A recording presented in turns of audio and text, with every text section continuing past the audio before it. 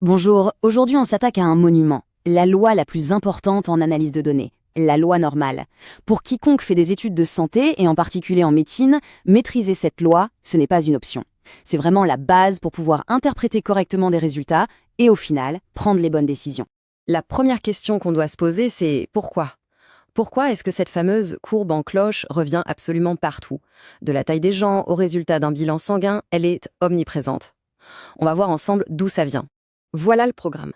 D'abord, on va comprendre pourquoi elle est si fréquente. Ensuite, on va disséquer son anatomie. Puis, on verra comment s'en servir pour calculer des probabilités. Et on terminera avec les points essentiels à retenir, non seulement pour les examens, mais aussi pour la pratique de tous les jours. Allez, on commence. Pourquoi cette loi est-elle si normale? Pourquoi on la croise tout le temps? La raison est à la fois simple et, vous allez voir, très élégante. En fait, tout le secret réside dans une idée qu'on appelle souvent le théorème central limite. Une mesure va tendre vers une distribution normale quand elle est le résultat d'une multitude de petits facteurs qui sont indépendants les uns des autres. Chaque petit facteur tire le résultat un peu d'un côté, un peu de l'autre, mais quand on les additionne tous, leurs effets se compensent et s'équilibrent pour créer cette forme en cloche parfaitement symétrique. Pour que ce soit plus concret, prenons deux exemples. Dans l'industrie, le diamètre d'une pièce va varier un tout petit peu à cause de la machine, de la température, de l'opérateur, plein de petites choses. Eh bien, en médecine, c'est pareil. La pression artérielle d'une personne, par exemple, ne dépend pas d'un seul truc, mais d'un mélange. La génétique, l'alimentation, le niveau de stress, l'activité physique. C'est l'accumulation de toutes ces petites influences qui fait que, dans une population, la pression artérielle se distribue selon une loi normale. Ok, maintenant qu'on sait d'où elle vient, passons à son anatomie. Ce qui est incroyable, c'est que n'importe quelle loi normale, quelle que soit sa forme, est entièrement définie par seulement deux paramètres. Juste deux. Le premier, c'est l'espérance. On la note avec la lettre grecque mu. Mu, c'est tout simplement la moyenne de la distribution. C'est le sommet de la cloche, la valeur la plus probable et le centre de gravité de toutes les données. Si on parle de la glycémie, par exemple, ce serait la valeur moyenne qu'on observe dans une population en bonne santé. Le deuxième paramètre, c'est l'écart-type, qu'on note sigma. Sigma. Lui, il mesure à quel point les données sont dispersées. Si le sigma est petit, la courbe est haute et très fine. Ça veut dire que les données sont toutes serrées autour de la moyenne. Si le sigma est grand, la courbe est basse et étalée, ce qui indique une plus grande variabilité. C'est ce sigma qui nous aide à définir ce qui est une variation normale ou au contraire une variation anormale. Et de cette symétrie parfaite découle une propriété super importante. La moyenne, la médiane, c'est-à-dire la valeur qui coupe la population en deux moitiés égales, et le mode, la valeur la plus fréquente, eh bien ces trois valeurs sont exactement les mêmes. Ça veut dire que 50% des gens sont au-dessus de cette valeur et 50% sont en dessous. C'est ce principe qui est à la base de tous les intervalles de référence en biologie. Bon, on a donc une forme définie par sa moyenne et sa dispersion, mais concrètement, on en fait quoi? On arrive maintenant à la partie la plus intéressante, celle où on transforme cette courbe en un outil de calcul de probabilité.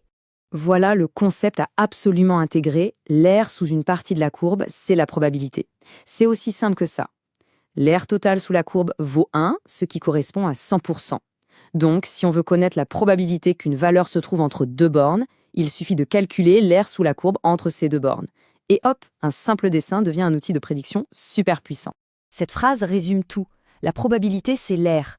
Si on veut savoir quelle est la chance qu'un patient ait un taux de créatinine entre, disons, 80 et 100, on calcule l'air correspondante.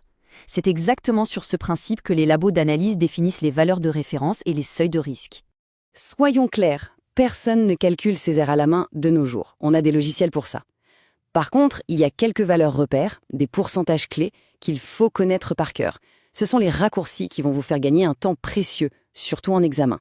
Premier repère, environ 68% de toutes les valeurs se trouvent dans l'intervalle moyenne plus ou moins un écart-type.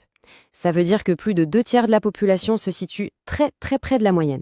Et voici la règle la plus célèbre et la plus utile. Environ 95% des valeurs se trouvent dans l'intervalle moyenne plus ou moins 1,96 écart-type. C'est cet intervalle à 95% qui est utilisé partout en médecine pour définir ce qu'on appelle la plage de normalité d'un résultat biologique. Il est aussi très utile de mémoriser ces petites probabilités dans les queues de la distribution. Par exemple, savoir qu'il n'y a que 2,5% de chances d'observer une valeur qui soit au-dessus de la moyenne plus 1,96 écart-type, c'est le fondement de la plupart des tests statistiques et des intervalles de confiance qu'on voit dans les études cliniques. Pour terminer, synthétisons tout ça en 4 points clés. S'il ne fallait retenir qu'une seule chose de tout ce qu'on vient de dire, ce serait ça. Voilà les 4 piliers à maîtriser. Premièrement, 2 paramètres suffisent, la moyenne mu et l'écart-type sigma. Deuxièmement, elle a cette forme de cloche symétrique et bien reconnaissable. Troisièmement, le point crucial, la probabilité est égale à l'air sous la courbe. Et enfin, quatrièmement, un point pratique, on ne fait pas de calculs compliqués à la main, on utilise des outils comme un tableur, Excel ou des logiciels stats comme R. Si ces 4 points sont clairs, alors la loi normale est maîtrisée. Et ça nous laisse sur une dernière question pour réfléchir. Maintenant qu'on a vu à quel point cette loi est partout, quels autres phénomènes biologiques ou cliniques, peut-être moins évidents, pourraient eux aussi être décrits par cette magnifique courbe en cloche? La réponse se trouve peut-être dans de futures observations.